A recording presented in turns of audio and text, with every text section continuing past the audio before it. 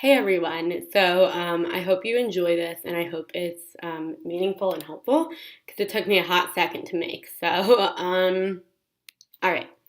We're going to start with the different types of musculoskeletal fractures. And I'm just going to go through them. I have this new drawing program on my computer, so I'll try to draw. If you don't understand what I'm drawing, I'm sorry. But yeah, I hope you enjoy this video. Um, okay, I promise that's not what it looks like.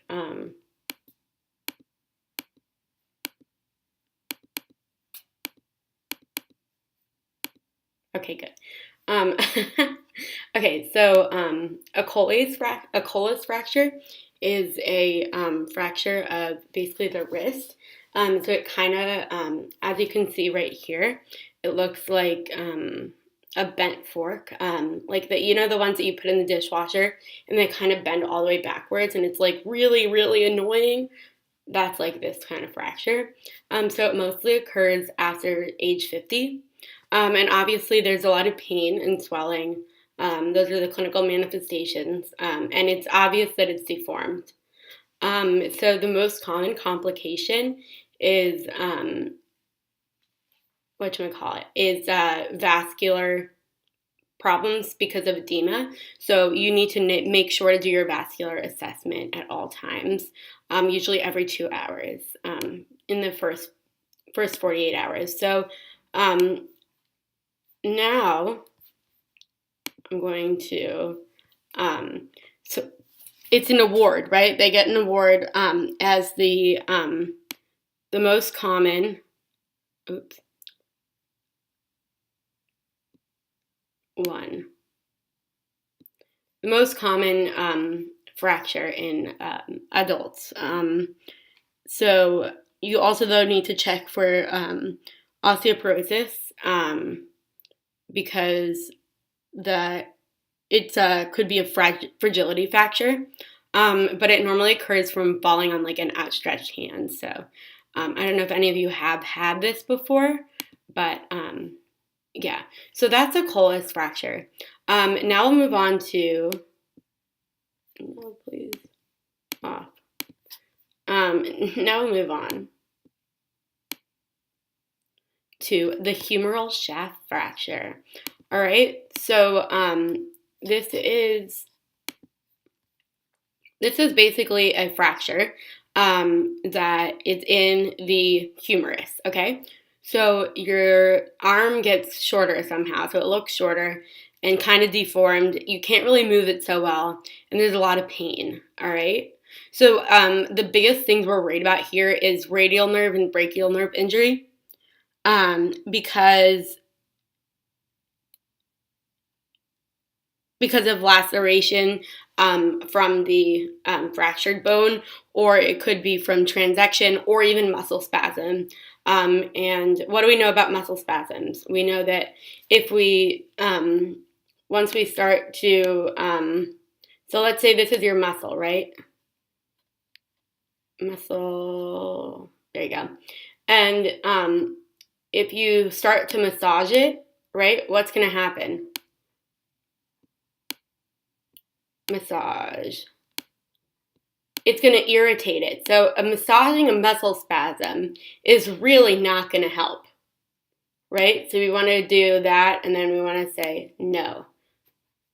Okay? So that's your muscle.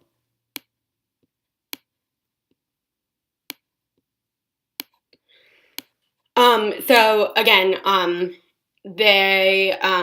it can be used by, it can be reduced by a hanging cast, a shoulder immobilizer, and a sling swab. And I had no idea what the hell that was. So I looked it up, and here's a picture in case you don't know, or maybe you do know, and I'm the one who doesn't know anything. But that is a sling and swab. So why do you think we can't immobilize the shoulder for too long? I have a thing because it would cause frozen shoulder. Well, that's correct. I don't know who said that, but that's correct. Just kidding. yeah, so if you immobilize the shoulder for too long, it's going to cause frozen shoulder, which is very, very painful. So, yeah, and then lastly, like we just need to take care of the skin. Make sure there's no skin breakdown with all these straps and everything.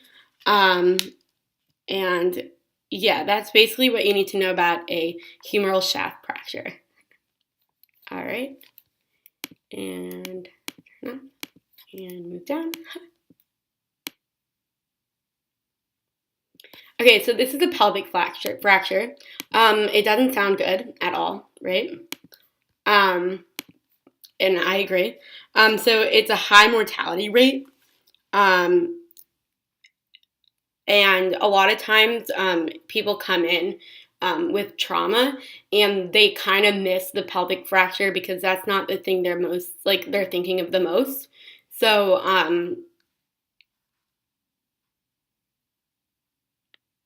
yeah, the trauma that you have may like result in like them not misdiagnosing you, but giving you another diagnosis and not realizing that the pelvic fracture was there. And it can cause intra-abdominal injury. So laceration, hemorrhage in the urethra, bladder, and colon. And they can cause like pelvic compartment syndrome. And compartment syndrome is basically there's a lot of swelling, so there's not enough blood flow, is basically the best way to explain it. And a lot of times paralytic ileus can occur. But a lot of times, like if they do survive like the initial injury, we have to be really careful to make sure they don't get sepsis, fat embolism syndrome, or VTE.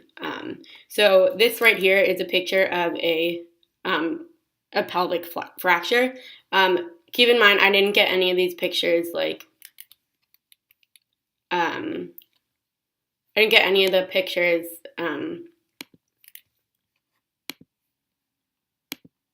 from myself. I got them all.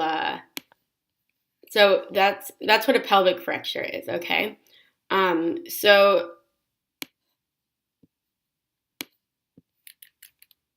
right here you see the fracture. So a lot of times, like stable and non-displaced fractures will not require much intervention besides bed rest, but sometimes the open complex fractures require the external fixation, or they require both surgery and the external fixation. Assess bowel and urinary elimination for sure, and then definitely perform the neurovascular assessments. And yeah, that's about what you. That's what you kind of need to know for a pelvic fracture. So now we're going to move on to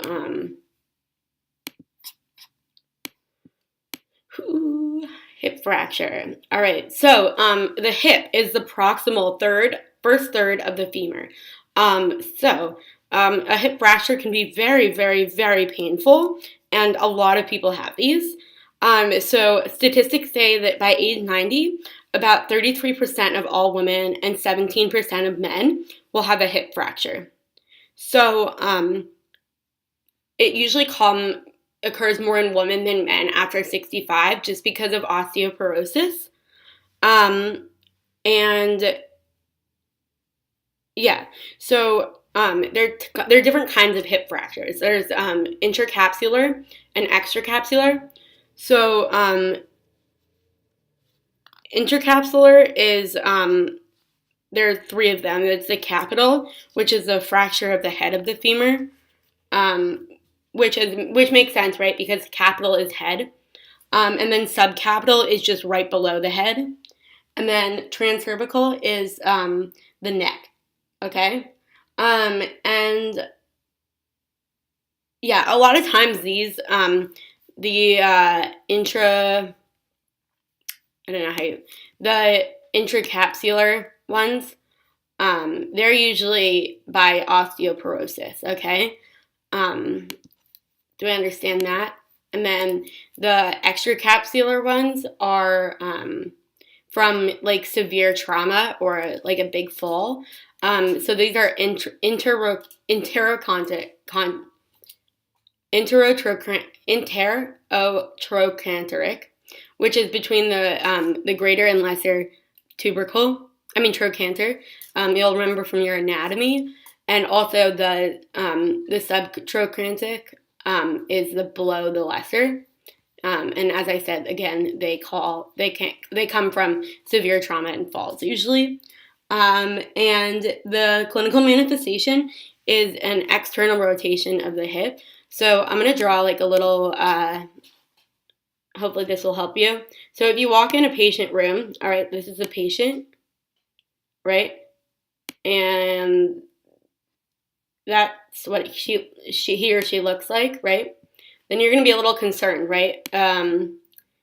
Because a hip fracture, what happens is it's externally rotated. The leg is shorter, as you can see here, and this person is saying, "Ow!" Right? They're in a lot of pain. Okay, so the person's in a lot of pain, and has a shortened leg, and has a externally rotated foot, okay? So we're going to guess hip fracture. So if we guess hip fracture, then what do we need to do?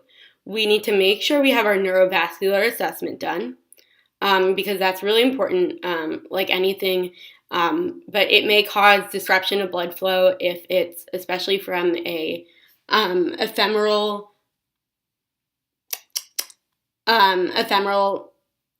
neck fracture that's displaced. It can cause disruption of blood flow to the head, and of like the femoral head, sorry, and that can be avascular necrosis, and yeah. So a lot of times, they're initially put on Buck's traction, and they because Buck's traction basically relieves a lot of the painful spasms that they get, but it usually can be used for 24 to 48 hours. So a lot of times they have to do surgery, and they're what they say is that you should get early mobilization, as they say for anything to prevent VTEs, and yeah. So that is that's that. Now we're gonna move on to femoral shaft fracture. So this one is very, very. Let's just say if you get it,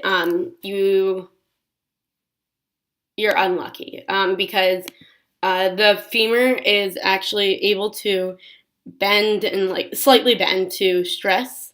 So it's got to be a severe direct force. And a lot of times it's from like a motor vehicle accident or a gunshot wound. And that means it also causes a lot of damage to the soft tissue around it. So we have to be really careful with femoral shaft fractures. So the clinical manifestations are inability to move the leg, the hip, the knee, right? It looks deformed, and angulation occurs, which is,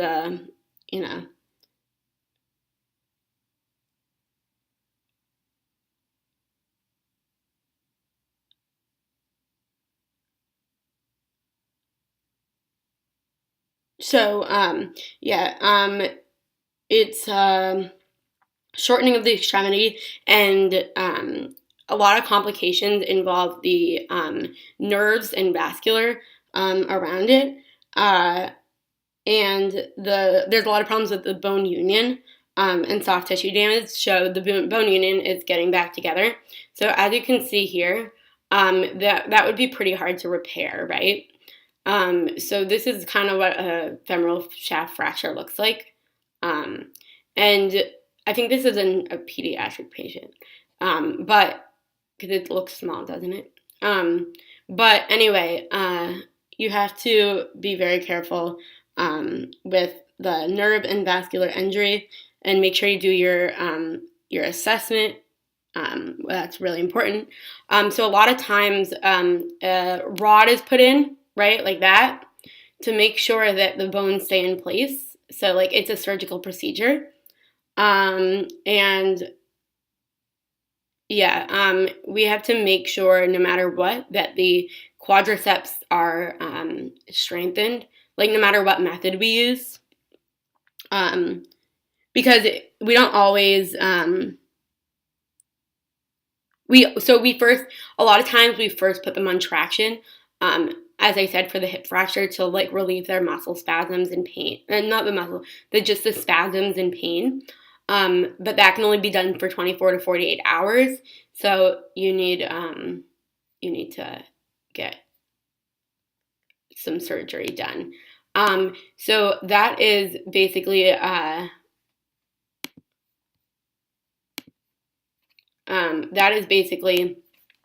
femoral shaft fracture.